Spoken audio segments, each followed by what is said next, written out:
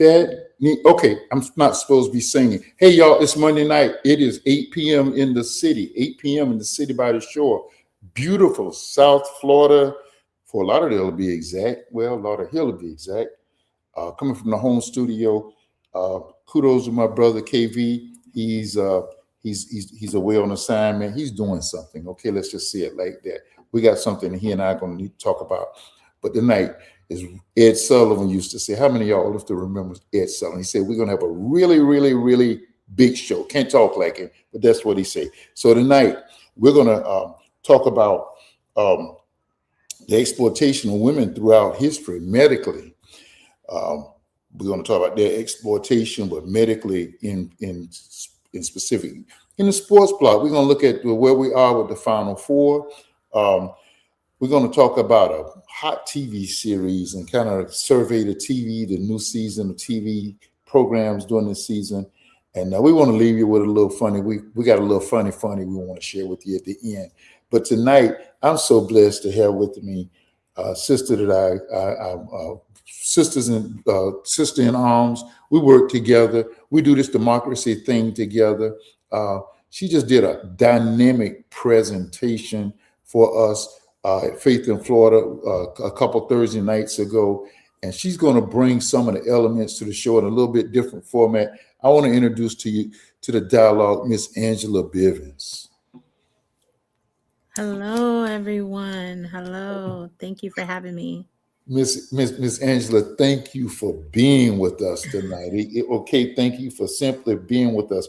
I want to do something that I normally would have done before I brought you on, but since you're here, let's go ahead and do it. We call this episode "This Week in Orange Madness." This week in Orange Madness. This week's edition of Orange Madness. Y'all know what I'm talking about, don't you? Yeah, I know.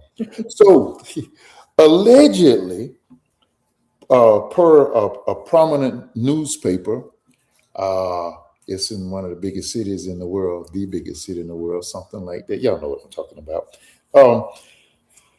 The former secretary, the former chief of staff for the Secretary of Defense, not Secretary of War, the Secretary of Defense, alleged that the Secretary of Defense was reminded that the current president would not want to stand next to a black female officer or a black female period. So in anything that they do not have him standing by a black female, probably a black period, but a black female officer for sure.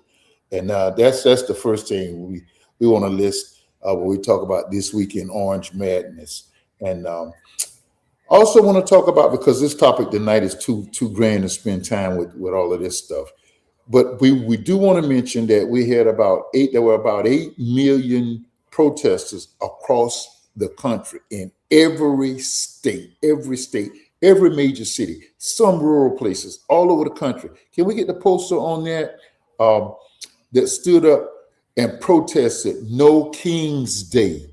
Yeah. No King's Day. Can y'all repeat that after me? No King's Day. We don't have that in this country. We don't have it. We don't play that foolishness. That's why we got from under the British crown. I've been to Boston. I've seen the sights. That's why we had the Boston Tea, all of that stuff. We don't have kings in this country. We are a democracy, not a monarchy. All right? I'm not saying it right, but y'all know what I mean. We don't have a monarch. It's a democracy. No King's Day. The people stood up around the country this week.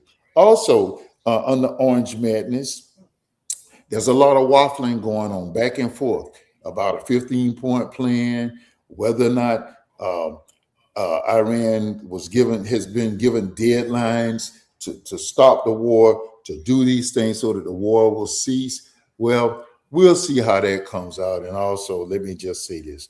Good luck with all of that, because there's a truth factor involved.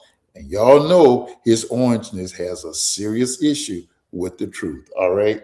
And finally, because I want to get to the topic, because it's too serious to lose time with this, because this is going to be ongoing. Trust me, every day. It's been that way so far. Apparently, this president has given an order which sends TSA workers back to work. The issue is there are no existing funds. There are no existing funds, which apparently is so because the Congress has not approved any. So there's no money. So where the money gonna come from, y'all? Where the money gonna come from? However it works out, and we pray that our brothers and sisters on the line that help us out when we got to go by the airways can um, be refunded so they can get back to work and get their back pay and all of that right now.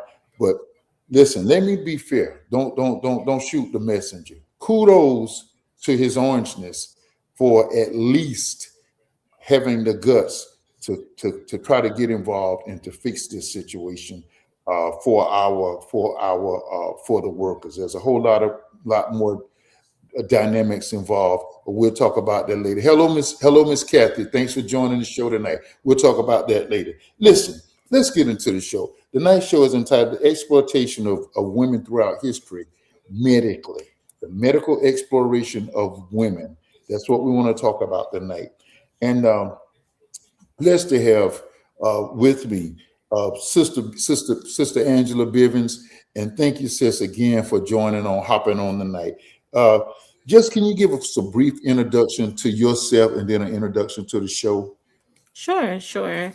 Well, thank you for having me. It's truly a blessing and honor to be a part of your podcast. My name is Angela Lynn Bivins. Everyone calls me Lynn because my mother's name is also Angela. So I'm somewhat a junior.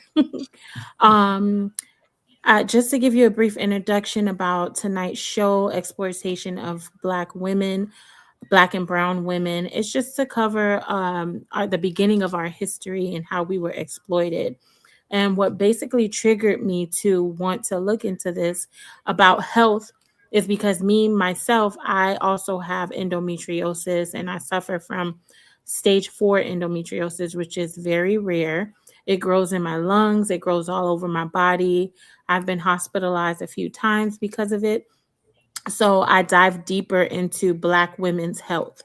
And I wanted to get these sisters' names out there to make everyone aware of the troubles and the things that we have encountered from the beginning of slavery and how we have been overlooked for years when it comes to our health. So I hope that you enjoyed tonight's podcast, you learned something, and you take it back and you share these names. Well, I missed that in our presentation the other day, but God's blessing and healing. I speak healing into your body and wholeness, and thank you for sharing that with our audience tonight. Oh, thank you. We bless you. Listen, you got a video. We have several very short videos. If you equate it to social media will call them almost shorts. They're a little longer than shorts, but you have a video to introduce one of the women. You want to show that, Madam Producer? The story of an African woman who was used as a circus animal by the Europeans. Bartman grew up on a colonial farm where she and her family worked as servants. By her teenage years, with still a lot to learn about life, Bartman married a man who was a drummer. Husband was taken away from the face of earth by Dutch colonists. Soon after, she was sold into slavery to a trader named Peter Willem Cesar, who took her to Cape Town, where she became a domestic slave to his brother, Hendrik. This contract required her to travel with the Cesar brothers and Dunlop to England and Ireland, where she would work as a slave. She was sold 4 years later to Paris, where she was under the control of a wild animal exhibitor in a traveling circus. George Cuvier saw her and developed a scientific interest. His main idea of science was proving the superiority of the white people. Now, we we kind of changed some of the videos from the presentation, but explain what happened to her in this nation, please, ma'am. So in this nation, what happened to Miss Sarah Bartman was she was taken from her country in Africa and brought to the States to be exploited, basically because of her body parts. Her body parts was larger than the normal female that the Europeans were used to. She had a larger bottom, she had larger breasts, she had larger lips. And as we know, as Black women, we are shaped totally different from the normal white women. And because of that, the white man took interest in this and exploited her, added her to his carnivals, to his freak shows, profited off of her, didn't give her any of the profit, of course. She was raped, she was abused, And it's all because she didn't look like the normal woman. On this night, and this is the last Monday in counting down Women's History, Women's Observance Month. We're going to always observe women, but um, we're casting a spotlight on what our women went through to get us here. Listen, I resisted when you started describing and saying how the women differ, because I'm a preacher. I did resist the. I resisted making any comments like "Hallelujah" when you were making those disparities. But anyway, I digress. Um, the real culprit, you identified a real culprit for doing that here in the States. And I think you got to, I just let you introduce that whole piece. Yeah, the real corporate was the European white men, simply because they looked at us women as a profit. They didn't see our value. They didn't take anything of us important. All they saw us as a money making machine. So that's the real corporate. So there's an individual in specific, there's a specific individual that you identified. And I'm going to ask Madam Producer to play that video so we can know more about him.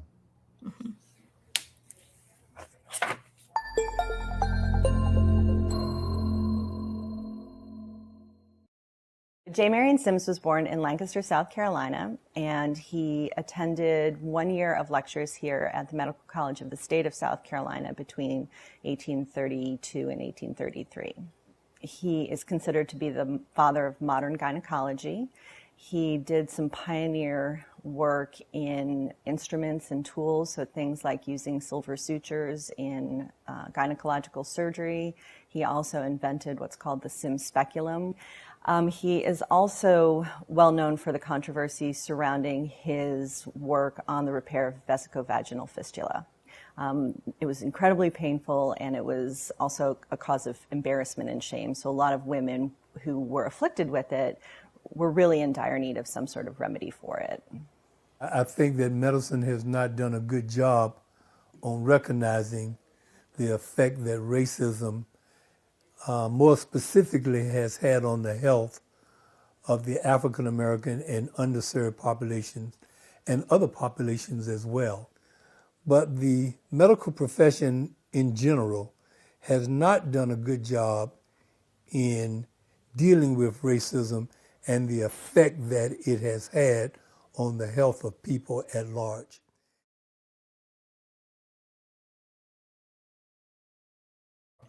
Sister Bivins, explain explicitly what he did to our women. And there were 3 women, I remember from the presentation.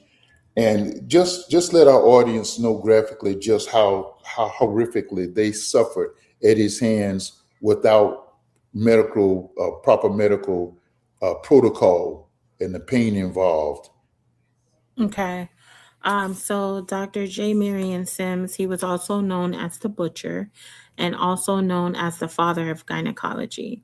This man operated on 3 young women. They were their names were Anarcha, Westcott, Betsy, and Lucy. All 3 women were under the age of 18. Anarcha was 17, Bessie was 18, and Lucy was 16. He operated on all 3 of these women without anesthesia, and he cut them open several times on top of wounds several times. He kept all 3 women in his home, located in the back of his home, just in case he would wake up in the middle of the night with an epiphany on something else that he can do to them to help women, white women with any gynecological issues. This man, he saw Black women as strong. He felt that because of their skin, because of their melanin, they can endure pain. He felt that they were useless. And on top of him experimenting on them, he also had them working in his homes, taking care of their children, taking care of his wife, taking care of other women, helping other women with birth. Kind of became nurses for other women on his plantation, because he also owned others enslaved women and men. Um, as you can, because of his nickname, the Butcher, I'm sure you can imagine just the types of things he did to them. Um, it was unbelievable what he did to them. I remember specifically the other night you saying that he performed 30 procedures on one woman. Anarka. He performed over 30 procedures on her. She was actually the main woman. Um, and on her, he performed 30 procedures without anesthesia. Um, because of her, he was able to invent a procedure to help women with their bladder leakages. Um, she endured a lot. She endured a lot. Any other, and because we're not here to give him any praise for what he did, because he exploited women. He didn't do it with their consent, permission. He did it out of force, likely. Uh, we want to acknowledge our beloved mentor, Dr. Bracy, is with us tonight. How about there were some other unseemly things, procedures that he did to women? Can you highlight Mhm. some of those, please? Yes, one of the main ones which I mentioned was regarding the bladder. Um, he operated on a narca, and it's considered a repair for the vagal fistula, which is a spontaneous urine leakage, and that was a result of her several surgeries performed on her. As a matter of fact, because of everything that he did to her, she died in June of 1869, actually. She had different infections from all of these surgeries, and she ended up passing away from it. So Dozie Land, I want you to keep this in, keep this in mind. Miss Angela has said several times that these procedures were done without anesthesiology. Mhm. And let me, I know, being a deep researcher, that you and your team, Nanda, and that group, I know you did the research. Anesthesia was around and was used on other people at those times, right? Correct, except for the black woman.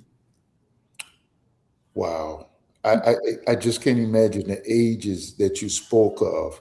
Mhm. Uh, and I don't want the show to be totally negative. I don't want it to be negative, but I do want us to have a context of what our women have gone through to get us where we were, to Yeah, get us to where we were. I mean, beginning with, if you want to go back to biblical days, to God navigating the circumstances that Moses' mother, would be the one who would actually nurse him.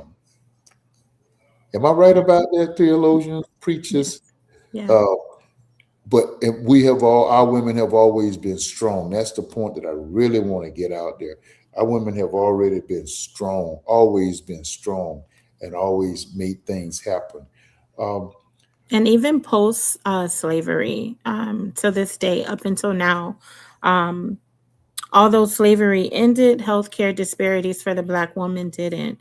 You have 2 out of 3 black women that have passed away from pregnancy issues. You have the quality of care for Black women is lacking.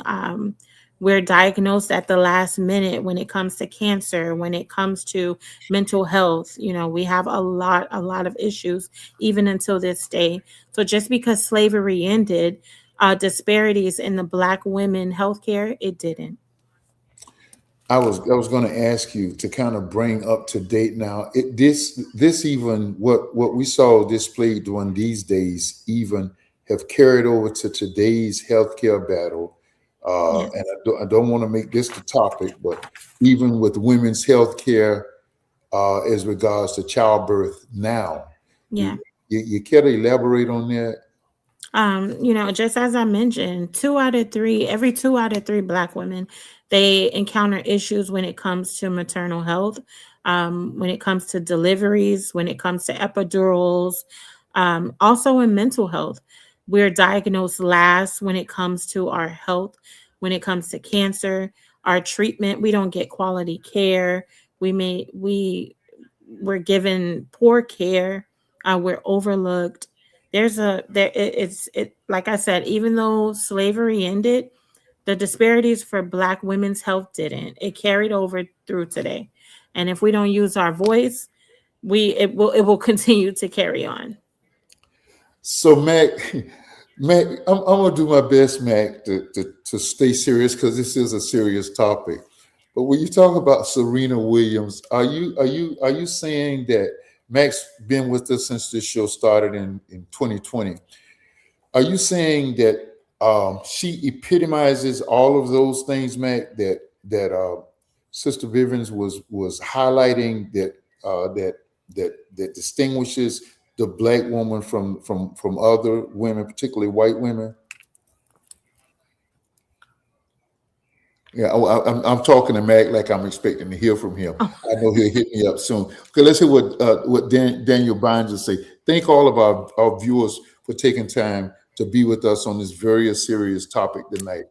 Okay, childbirth problems. All right, yes. Okay, I think I probably sound like Mike Smirkarnish and him going to the videotape late early on one on Wolf. Okay, Daniel Bynes says that Black women have always been expected to have a high pain tolerance, so they often not not listen to when they tell physicians what they are experiencing. You want to come on that, Miss Angela?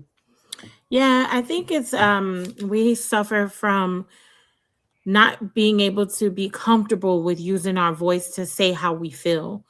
Because of history, Black women were taught to be quiet, don't speak on anything.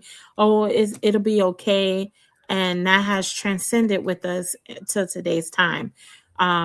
When it comes to pain, when it comes to us feeling different, headaches, pain in our chest, we think it's okay or we'll be fine. And sometimes we overlook those things because we're too scared to speak up. We don't want to go through doctors. We don't want to, seem like we're nagging or being the angry Black woman, because that's how we're seen if we speak up. So yes, Black women, because we have been seen and we have endured pain for so long, we're afraid to speak up. Not to digress, serious topic.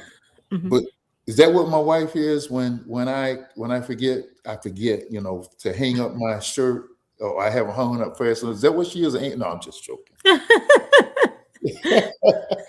There's another video. We're moving so well on time. There's another video that we want to show, and that'll take us. We'll have you elaborate on that before we go Okay. to the break. Mhm. Did you know modern gynecology owes much of its foundation to enslaved Black women who endured unimaginable pain?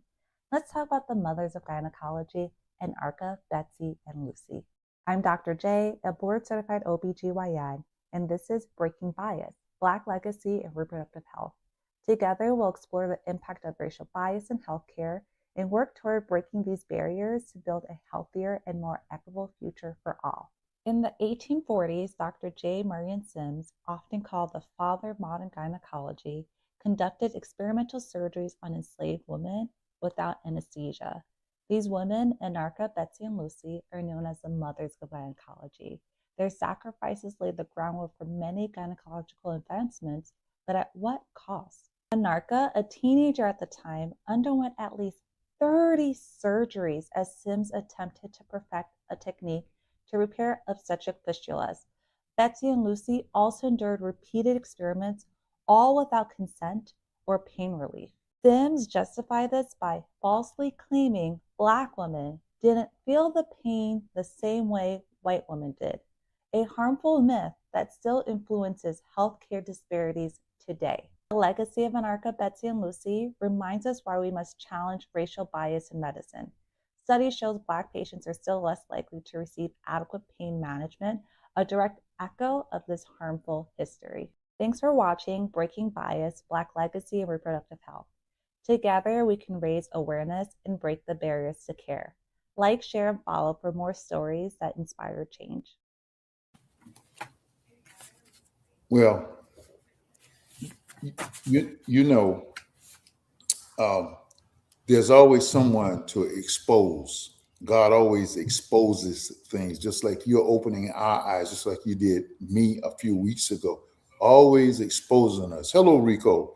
And we thank you for opening our eyes that we see these things. Dan, I responded to Daniel under my name on the other platform, but I want to certainly. But let me just say what I want to say to Daniel, and again, we're thankful for all of our viewers. Bless you, Rico. We still encounter medical racism that what one author would refer to as medical apartheid. That sounds like something Jesse Jackson would have said. Let's pick up on the other side after the break. Can we do that? Yes. Thank you, ma'am.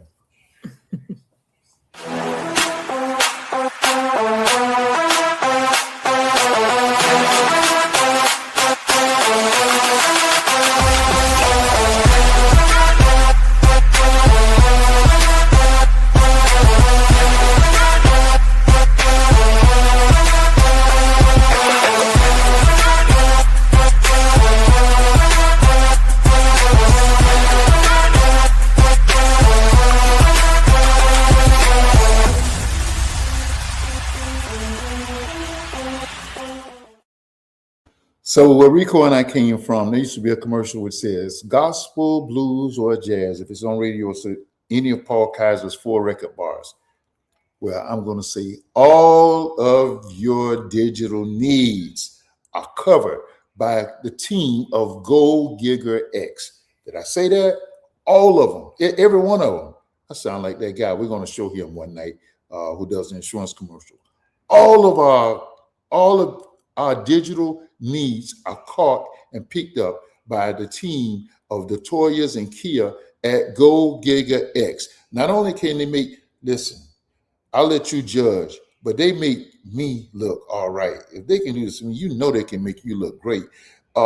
They cover us digitally and they cover us web-wise. They'll build your website to perfection. That's the team of Go Gig X. Go ahead, contact them right now. You can even take a 30-second excursion from the show to contact the team of Go Giga X. We thank you for everything you do, Go Giga X. You are simply the greatest.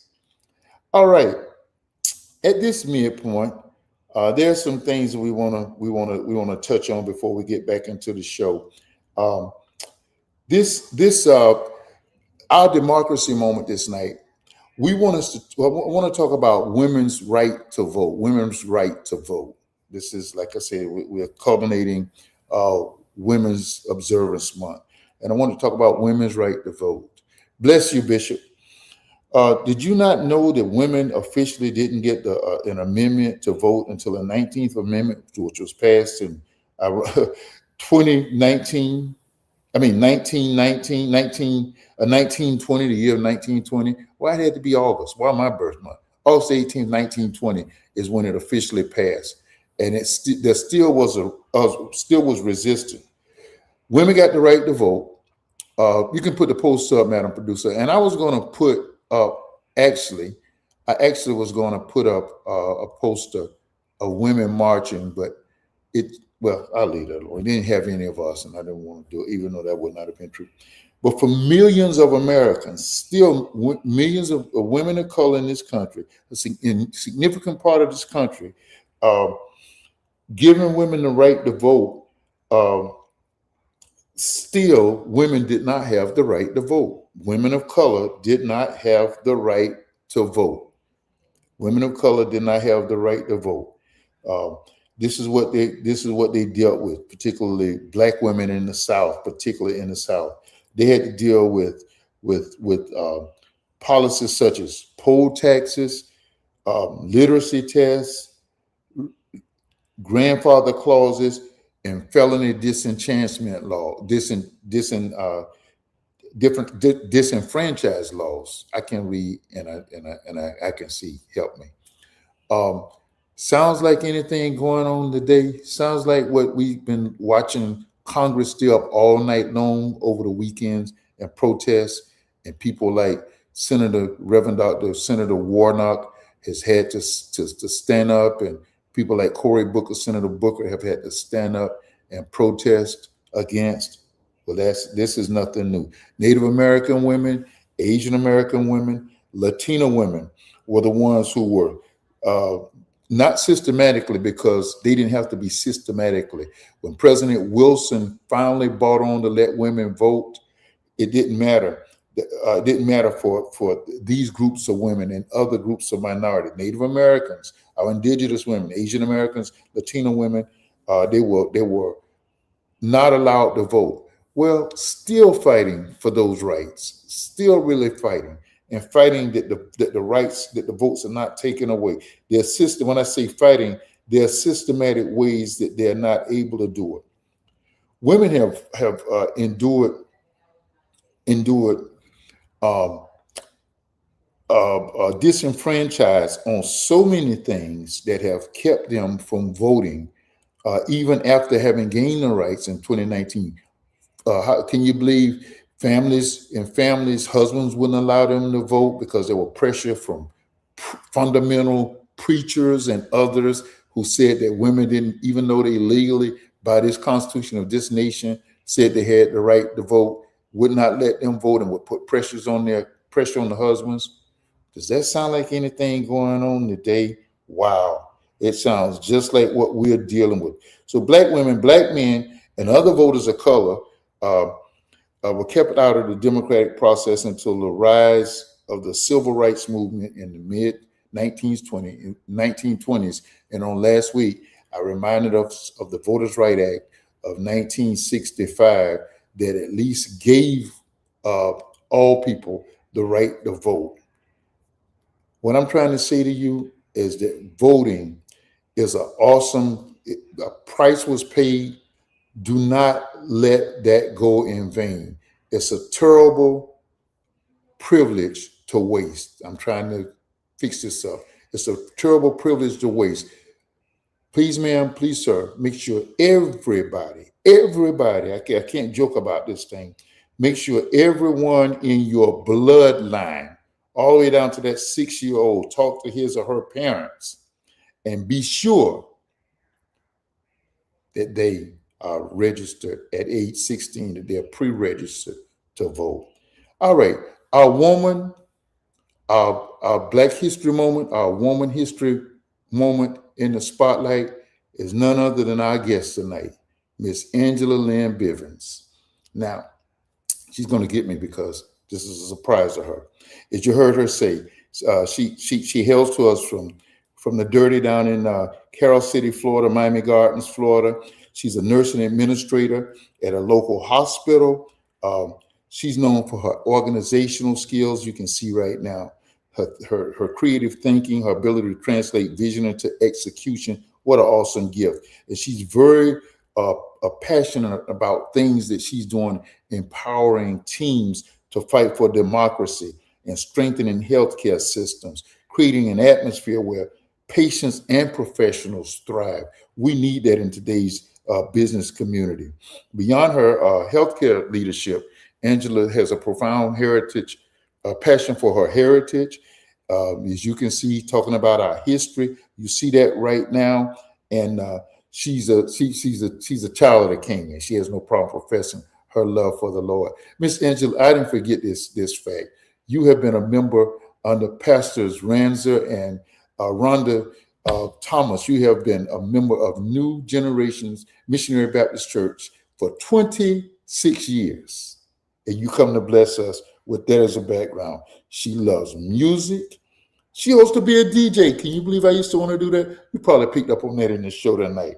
She's a lover of art and creativity, and she loves comedy. Got to turn you on to a comedy club whenever you are in Duval. Angela L. Bivins. She's our Black history and our woman's history person in the spotlight on tonight. All right. Well, If I was a DJ, I would now say back to more music. But let's get back to the topic. We're going to spend a few more minutes on the topic. Can you elaborate on that last video, Miss Angela? I know you're kind of taken aback, but you'll be all right. Yes, that was a big surprise. But thank you. I'm very honored and humbled. So the last video was about Anarcha, Dr. Sims and Anarcha and the three women, Anarcha, Betsy, and Lucy, and all of the surgeries Dr. Sims performed on them.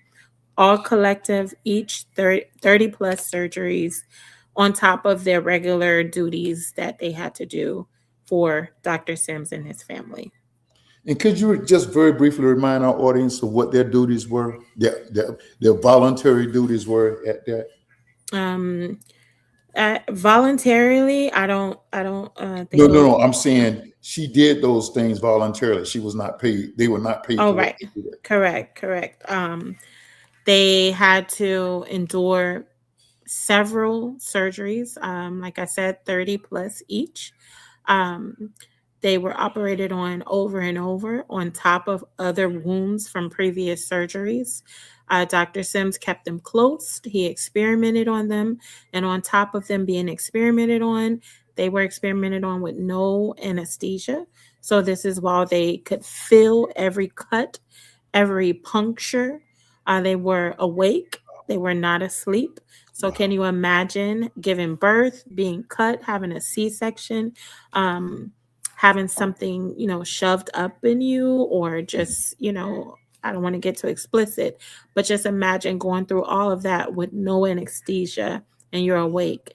And then after that, you don't have time to rest. You go and you take care of his home. You help his wife, you help his children, you help other enslaved women that may be giving birth. You help other enslaved women at different properties, because he also leased them to be nurses for other enslaved homes and plantations. So, and they were all under the age of 18. Wow. Mm-hmm. Bishop, we kind of addressed that earlier today, talking about the No Kings rally. We shall overcome. I'm trying to think of Dr. Bracy's song that I see a breakthrough coming through. Sooner or later, things will get better. We believe that, and we trust God for that in response to your comment. Thank you all for your comments. Keep commenting. We got another video that talks about Henrietta Lacks. Let's hear from that. Some of the most important advancements in modern medical research can ultimately be traced back to a black woman who worked on a tobacco farm before World War II. Her name was Henrietta Lacks. In February 1951, Lacks was diagnosed with an aggressive form of cervical cancer at the Johns Hopkins Hospital. Unbeknownst to her, a sample of her cells was sent to a tissue lab. A cell biologist isolated and then multiplied it. As it turned out, the cells did not die, as would normally be the case. And in fact, they were doubling at this phenomenal rate. They would just keep replicating. Although these weren't the first human cells to be grown in a lab, this was the first time they survived more than a few days. This huge medical breakthrough allowed researchers to conduct experiments on human cells outside of the body. The cells were given the name HeLa, a combination of the first two letters of Henrietta Lacks' first and last names. Although they carry her name, Lacks, who passed away at the young age of 31, would never know that her cells had been extracted for scientific research. Lacks' family members only learned that her cells had been harvested 2 decades after her death. A Rolling Stone journalist contacted them and revealed that Lacks' cells had been duplicated and then used for research by countless scientists.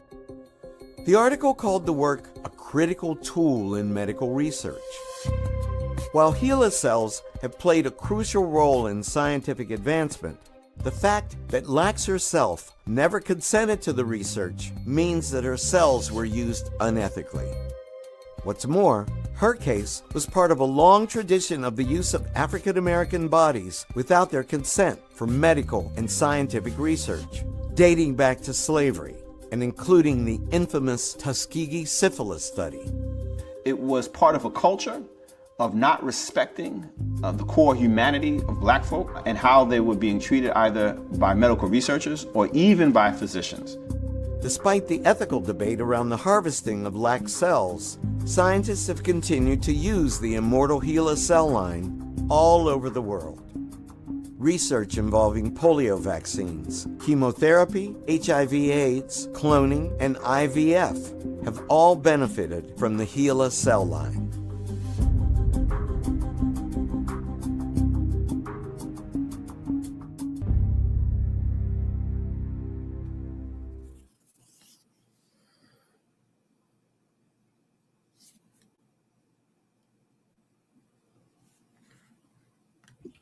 Miss Angela, let me ask you, and you still work in the medical field, is there any chance, in view of all the laws and protocols put in place, that stuff like that still happens today, particularly with people of color? I believe so, only because just looking at what Miss Henrietta went through and how her cells were taken, to me, she is the epitome of the slogan Black Girl Magic. We're just different. We're powerful. And because of that, I think people look to us for experiments, and they take our blood, they take our cells. We see what happened with her. So yes, I believe it is. Wow, unbelievable. One of the things that I took from the presentation was that our very own researcher, Miss Linda, said that while working on a PhD program, she happened to use some of those cells, and someone brought it to her attention, the extreme value of what she was working with. She had never heard of it, and to hear you talk about it the other day really brought it to brought us to know the importance of it. All researchers must go through an institutional review board. Amen. Well, you know what, Daniel, and I hope you don't mind us calling you that. There's still ethics. There's still ethics. I guarantee you there are people in the Orange administration who had ethics in law school, in medical school, because the presidential administration calls in the Senate, in the House, calls a broad band of citizens from every spectrum of the industry, work industry. And I guarantee you, they all went through ethics courses, and look how things are being run. I'll leave that right there. Let's go to the next video, and let's elaborate on that one.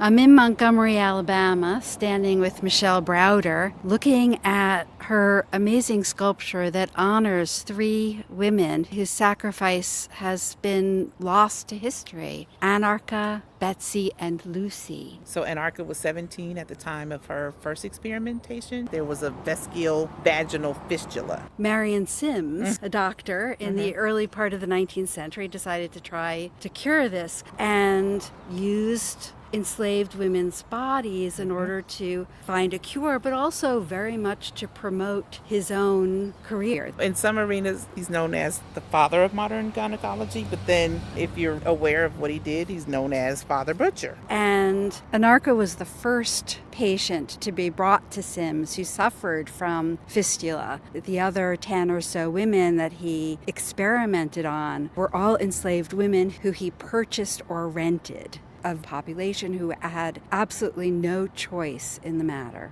This is before the development of anesthesia, so these women were operated on, sutured, all without anesthesia. People make the argument, oh, well, they didn't have anesthesia then. It was a crime against humanity. And it was something that white male doctors felt entirely privileged and had a right to do to black women's bodies, and not something that they felt they had a right to do to white women's bodies. Right, because there was the notion out there that black women had a high tolerance for pain, and or that they didn't feel pain at all, or that black people had thicker skin. This lie that was told. And so these doctors were able to do whatever they wanted to. The transatlantic slave trade was outlawed in 1808, but that that meant it was all the more important for the enslaved women who were here to have more babies. If you're no longer bringing enslaved Africans over to be enslaved, how do you replenish your stock? You make these women have children. If they had trouble after their pregnancy with something like a fistula, that needed to be repaired so that they continue to have babies and enhance their value to their enslaver.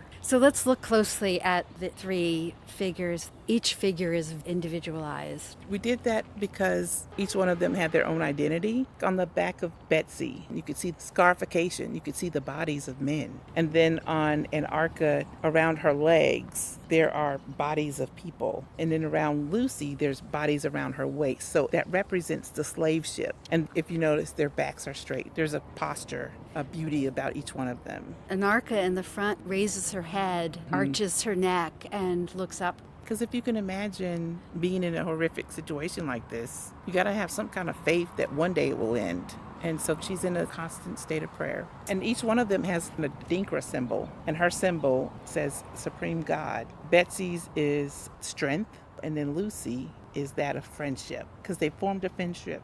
On Lucy, you can notice the designs on her back represent the whippings, the beatings. I also see chains and other things that remind me of torture. Yes. Well, her hair made of bicycle chains. They have these porous surfaces that suggest the penetrating tools and gaze of the white men who operated on them. And then there's a fourth part on the pedestal, the same shape as the space that's been removed from Anarcha. And so we have a displaced womb. That womb was done by Deborah Cedric, a Black woman artist here in Montgomery. She wanted to show the trauma to the womb. Well, I noticed inside specula, scissors, chains. Which represents the bondage, or not being able to be free. They're cut off at the arms and legs. Well, they didn't have the capacity to help their situation. Sure, they could have killed themselves, but they chose to continue to live. And now because of their lives, other lives are now being saved because of the procedures. Today, these procedures help cure thousands of women. One of the things I notice is just how embellished the figures are. And I recognize tools like wrenches or scissors, but there's also beautiful decorative forms, flowers and butterflies and things that I associate with femininity. So everything that you see were discarded items, but they still had value. And I think it speaks to the situation in which they found themselves. They were stripped of humanity, their identity, and so the thought was to give them some identity. So the bantu knots, the braids, the cornrows. And Betsy is also inscribed with names of very important women. You have women like Big Mama Thornton, you have Augusta Savage, Fannie Lou Hamner, Tamika Mallory, and Barbara Ross Lee. You have Eartha Kitt, you have Harriet Jacobs. So each one of these names are either enslaved women or women who have struggled through the civil rights movement or women who are making progress today. What we've done over the last 100 years or more is make monuments to white men that are very fraught. Leaving these women out, it's tragic. But monuments must change, and they're changing, and it's taken a creative approach to do it. But I think now the season is ripe and ready to change the narrative using art. So even if the old monuments, and there is one right nearby to Mr. Sims, doesn't come down, we still have your monument. Absolutely. That's what we're hoping that people will get from this, is the history behind it. And that's not what you're going to get from these other statues around the city. You're not going to get the real education as to what happened.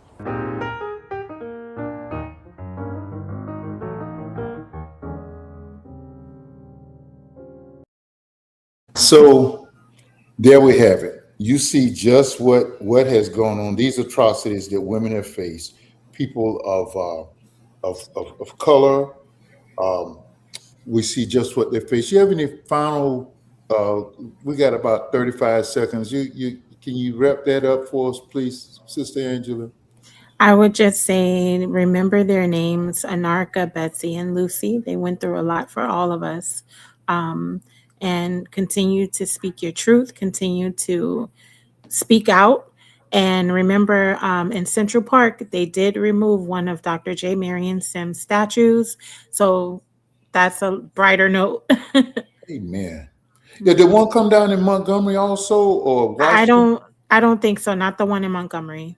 Okay, so 2 remain, 1 down. Yes. Okay, so hopefully we don't have to go through another all of the trauma and drama of the pandemic and all of the murders that took place to blacks in order for them to take statues down of rebels and evildoers to us. Miss Angela, you are the bomb. Hey, we got about 8 minutes. You want to stick around with us and have a little fun? Sure. All right. I hope this interests you. You've been great, and thank you all. Let's transition over to sports. The Final Four is a big thing. I want to talk about where does LeBron go from here, but we'll talk about that another time. Uh, in the Final Four, there was a tremendous shot which your boy missed yesterday. I was out with the wife. Yeah, that's right, Madam Laura Lee. Yeah, thanks, Mac. Man, you're so versed, so well versed. Um, but I went back and looked at it every angle. Let's look at the video of this shot and how it has shaped the tournament and changed it. Head, Boozer, that ball deflected and stolen by Mullins. Caravan, 2 seconds. Mullins tosses it up. Oh! It's good! We're .3! UConn goes in front. Utterly impossible. March means drama. 0.3 seconds left. Not quite half court. That was almost a Steph Curry shot. But when I went back, I've looked at it several times. That brother had the great wrist action as a pure shooter would have. How would I know? I don't know, because I'm not one. But I've had to defend them, and I know it when I see it. He stepped across half court. He had about 3 feet on this side, on the proper side of the half court line, and shot that shot with 0.3 seconds left. Now, here's the controversy. The coach of North Carolina was fired after losing last year in the round of Sweet 16, and now the coach of Duke, who has failed. He did make it to the Final Four, but has failed again to advance to where the Dukies think that he should have. You haven't heard many people talking about dismissing him. I'm going to go back and look to see what they said this morning on First Take. I taped that. I'm going to go back and look at it. Of course, the reason, and you say you're always interjecting color. Well, one's black, homegrown North Carolina Carolina blue, and then you have the person Hubert Davis and this brother from Duke. They're talking about that, and he blew. Thanks, Mac. Thank you, man, for riding shotgun with me on Monday nights. He blew a 19-point lead. I missed it, so I didn't think to mention that. So consequently, the Final Four this weekend, the men's division will be Michigan, which the Mad Dog was still around. He'd say Michigan. Michigan will play Arizona. That ought to be, we'll see what kind of game that's going to be. Arizona expected to win the whole title, the whole tournament. Duke was rated number 1, was seeded number 1. We'll see. And then Connecticut plays Illinois, the Illini. Next week, I'm going to feature some great moments from tournament history. Y'all remember the shot that North Carolina State, the dunk at the buzzer that beat Houston 5 slammer jammer when they were supposed to win? We're gonna look at that next week. Also, in the women's division, and that game is about to start right now. I'm not gonna give them any free advertisement, but you know that All Sports Network that the Mouse owns. South Carolina plays TCU. Are you a fan at all of basketball, Miss Angela? I'm a Heat fan. All right. I'm gonna tell you some Heat stories off camera. Okay. So funny Heat stories. South Carolina plays TCU. So the women's games will be on Thursday and on Friday and Sunday, the championship Sunday. The men's games will be on Saturday, and the championship will be Monday night. Okay, so South Carolina, Dawn Staley will play against TCU. TCU has that sister that wears those glasses, and she has some interesting comments. That game is about to start. I'm going to get off so you can see that. And then the winner of that game, or Connecticut plays UCLA. So it's going to be a very, very interesting. It's going to come down to a very interesting Final Four. UCLA the experts have said if anybody can unseat Connecticut, it's going to probably be them. Now, you notice something that I said? I said Connecticut in the men's and the women's division. They did that. They won both a few years ago. Lorenzo Charles, thank you, Mac. A few years ago, they won both. The men won and the women won. They've been sticking around. The women has won like 5 out of 6 or 10 out of 12 or some phenomenal number like that. So we got a lot of basketball coming up. Enjoy that. Also, let's transition. We'll talk about the NBA later. I will talk. There's a TV series that I want you all to check it out, not just because of the drama of the TV series, but all of the family dynamics that are interwoven. Let's look at this video and see a little. It's called Boston Blue. It's a spinoff of many of you all Blue Blood fans, and I see it when I can. And Mark Wahlberg is the star of that. And I happened to see this the other night about 2:00 in the morning and just start streaming the back episodes. Check this out. Back. Did you miss me? Boston Blue begins with Danny Reagan forced to Boston by a situation that arises with his son. He's having to adapt to a new world. Hey! Boston PD! Stop! Danny finds a friend and detective, Lena Silver, who welcomes him into the city, and a magical partnership forms. We found our first clue. What do you mean we? The partnership is invigorating and hilarious. You sure you didn't run track? They challenge each other. You hate that I'm faster than you, don't you? Maybe. We're gonna get to meet the Silvers, this prominent law enforcement family in Boston. Come on in, everybody. It's time for blessings. Every great story is based on family. And what is more human than breaking bread and telling stories? The tradition of the Reagan Sunday dinner can live on while being part of this new family. This whole concept of families sitting around the table, connecting with each other is such a universal thing. I am Jewish, and we sit around a table once a week for Shabbat dinner, and we have conversations about what's going on in our lives and what's going on in the world, and I thought, well, couldn't we do that? To be a part of this dinner, the audience will be able to relate to that.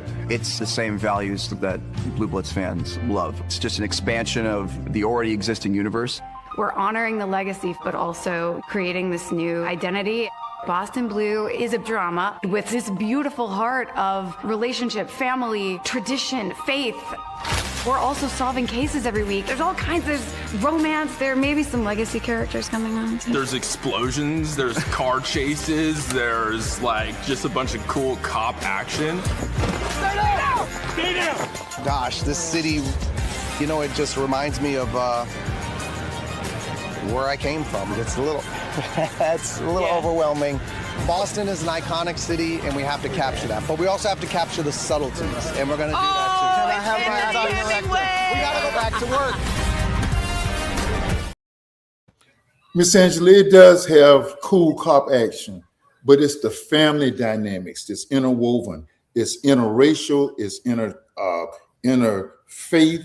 It has all of that you see come to the table. Do you watch the Blue Blood or any of that? I haven't, but I've seen commercials, and I will check it out. Those it kind of reminds me of Cross. Of who? Alex Cross. Oh, okay, Alex Cross. Wow, okay, going back there. Listen, Dozie, do yourself a favor and look at the first 2 episodes, and if it doesn't draw you in, then that's cool. All right, the hour's on us, but I got to show this dismissal before we sign off and see what my sister and you guys think about this. Zoom in right here. Now unto him who will make you sleepless until you help somebody, make you restless until you help yourself. Oh, come on. Now y'all know it is not this cold. Back up. It is not this cold out here. It is not this cold. You shouldn't even have this in Atlanta. Look at her, too. It is not this cold. All right. Boy, Jamal, Bryant, and them Covenant brothers, McKissick, and all them guys, they are hilarious. I bet you Pastor Rhonda might crack like that. Probably Pastor Oh, Rhonda yeah. a little bit more serious. Yes, yes. Well, it has just been a pleasure you being with us tonight. And we think you do have any other closing comments before we get out of here? No, I just want to thank you once again. Thank you. I want to thank you for being with us. As we see it, exploitation is in every facet of human life, every facet of it. And we see it as it affects women, people of color, and people of lower financial statuses. Be a freedom fighter, be a democracy fighter. If you can do no more, if your courage level or your at least pray when you see it. Bring it to the attention when you see exploitation of any human. I don't care what color they are. If you see exploitation of our white brothers or sisters, let somebody know. Do it incognito. Let people know that we don't have to suffer like that. It's been a pleasure doing some women's history things this week that just happened to be Black, and to have this sister, this amazing sister. I want y'all to applaud her because she is awesome. Awesome. I'm not asking her age. I don't want to know her age. I know she's young, but she's awesome. And we thank God for people like her. Join us next week. Dialogue with Dozie. We're going to do some Final Four stuff. See you then. Thank you, sis. Thank you. Dozie Land. All righty.